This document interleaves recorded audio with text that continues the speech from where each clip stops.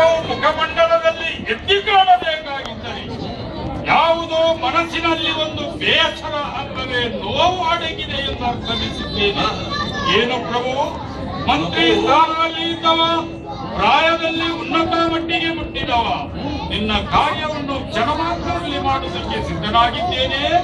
ಲಾಲಿಸಬೇಕು ತಾಯಿ, ಲಾಲಿಸಬೇಕು ತಂದೆ.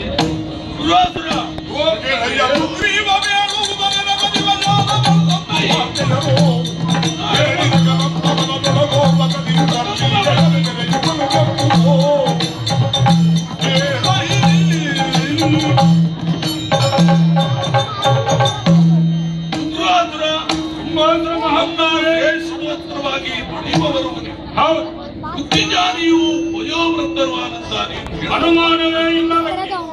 ಅದನ್ನು ಕೇಳುವಂತ ಅವಕಾಶ, ಅದನ್ನು ಕೇಳಿಕೊಂಡು ತಾಳ್ಮೆಯಿಂದ ಇರುವುದರ ಸಮಯ ಇದು ಅಲ್ಲ. ಯಾಕೆಂದರೆ ಗಂಡ ಮುಂದರು ಬಂದು ಹೇಳಿದಂತ ಮಾತಿನಿಂದ ನಾನು ಬಳಲಿ ಬೆಟ್ಟಾಗಿದ್ದೇನೆ. ಯಾಕೆ ಬಲ್ಲೆಯ ಕದಂಬ ವನದಲ್ಲಿ ಓರ್ವ ಸ್ತ್ರೀಯಳು ಅತಿ ರೂಪವತಿಯಾಗಿ ಉಯ್ಯಾಲೆಯಲ್ಲಿ ಕುಳಿತು ಗಾಯವನ್ನು ಹೇಳುತ್ತಾ ಇದ್ದಾಳೆ.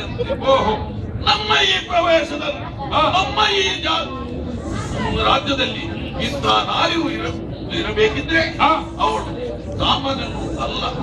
ಆದ್ದರಿಂದಲೇ ಅತಿ ರೂಪಿಯಾದಂತಹ ನಾರಿಯನ್ನು ನೀನು ತಂದು ಸಂಧಾನ ಮುಖ್ಯವಾಗಿ ನಾನು ಮದುವೆ ಆಗೋದಕ್ಕೆ ಒಪ್ಪಿಕೊಂಡಿದ್ದೇನೆ.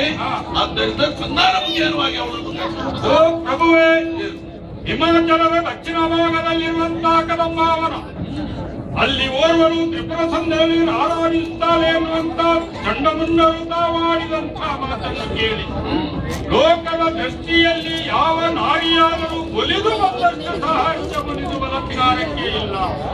ವನಿತೆಯಾಗಲಿ ಕವಿತೆಯಾಗಲಿ ಯಾವುದೇ ಸಿರಿ ಸಂಪತ್ತು ಬೇಕಿದ್ದರೂ ಕೂಡ ಒಲಿದು ಬರಬೇಕು ಎನ್ನುವಂಥ ನಿಮ್ಮ ಇಚ್ಛೆ. ಆದರೂ ಪ್ರಭು, ಹೇಳುವಂತ ಅವಕಾಶವಿಲ್ಲ.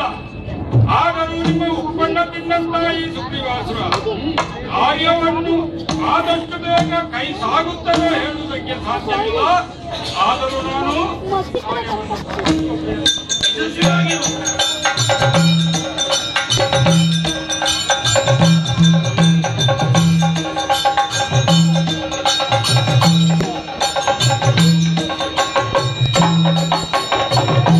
ಅಂಬರವನ್ನು ಮುಟ್ಟುತ್ತದೆಯೋ ಎಂಬಂತೆ ಬೆಳೆದು ನಿಂತಿರುವಂತಹ ಬೆಳೆಮರ, ಇಲ್ಲಿ ಹಬ್ಬಿರುವಂತಹ ಬಳ್ಳಿ, ಇಲ್ಲಿ ಕತ್ತಲೆಯೇ ಕವಿದಿರಬೇಕಿತ್ತು. ಹಾಗೆಯೇ ಪ್ರತಿ ಸೂರ್ಯನು ಉದಯಕ್ಕೆ ಬಂದಿದ್ದಾನೋ ಎನ್ನಷ್ಟು ಬೆಳಕು ನೋಡಬಾರದೆ ಎನಿಸಿದಂತಹ ಅವ್ವೆಯ ಮಹಿಮೆಯು ಮುಂಗೂತು ಮತ್ತೆ ಸರ್ಪವು ತನ್ನಿಂದ ತನ್ನೊಳಗೆ ಆಟವನ್ನು ಆಡುತ್ತಾ ಇದೆ. ವ್ಯಾಘ್ರದ ಕೂಸಂದು ದನದ ಹಾಲನ್ನು ಕುಡಿಯುತ್ತಾ ಇದೆ.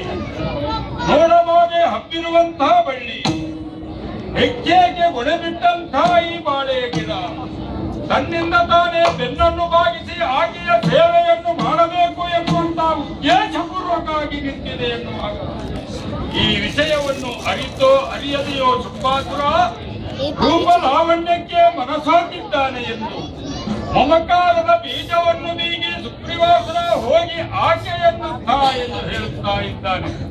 ಆಕೆಯ ಮಹಿಮೆಯನ್ನು ಅರಿಯದವನು ನಾನಲ್ಲ. ನಮ್ಮ ವಂಶದಲ್ಲಿ ಹುಟ್ಟಿದಂತ ಮಹಿಷಾಸುರ ಬ್ರಹ್ಮನ ಪರಪಂಕಾರದಿಂದ ತನ್ನ ಬಲವನ್ನೇ ಪ್ರಯೋಗ ಮಾಡಿ ದೇವತೆಗಳಿಗೆ ಉಪಟ್ಲವನ್ನು ಕೊಡುವಂತಹ ಆ ಸಂದರ್ಭದಲ್ಲಿ ಈ ವಿಷಯವನ್ನು ಬ್ರಹ್ಮನಿಗೆ ದೇವತೆಗಳು ದೂರಿಟ್ಟರಂತೆ.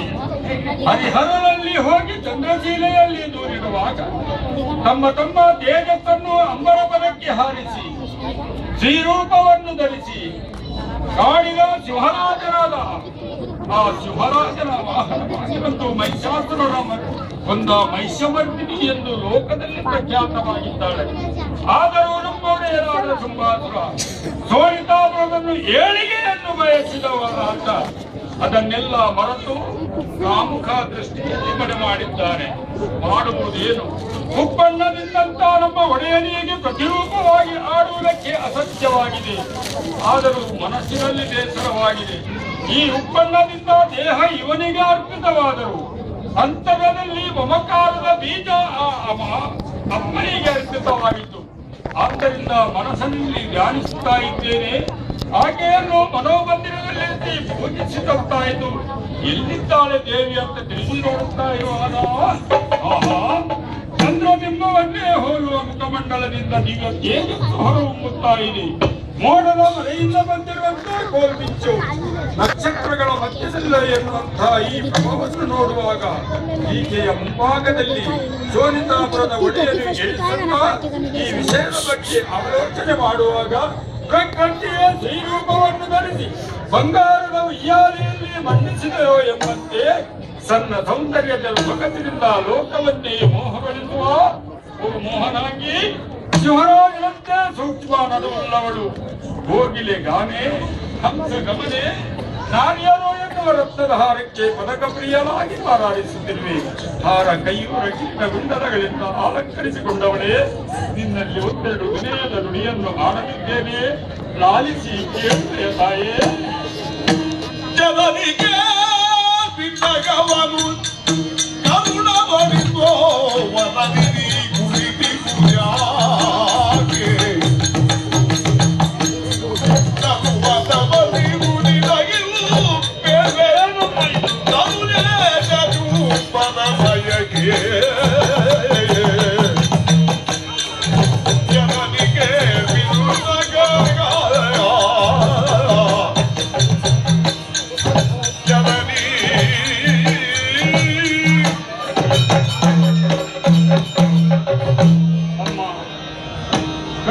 ಜೋಡಿಸಿದ್ದೇನೆ, ಶಿರವನ್ನು ಭಾಗಿಸಿದ್ದೇನೆ, ನನ್ನ ಪಾದಪದ್ಮಗಳಿಗೆ ಮೊದಲಾಗಿ ವಂದಿಸಿದ್ದೇನೆ ತಾಯಿ.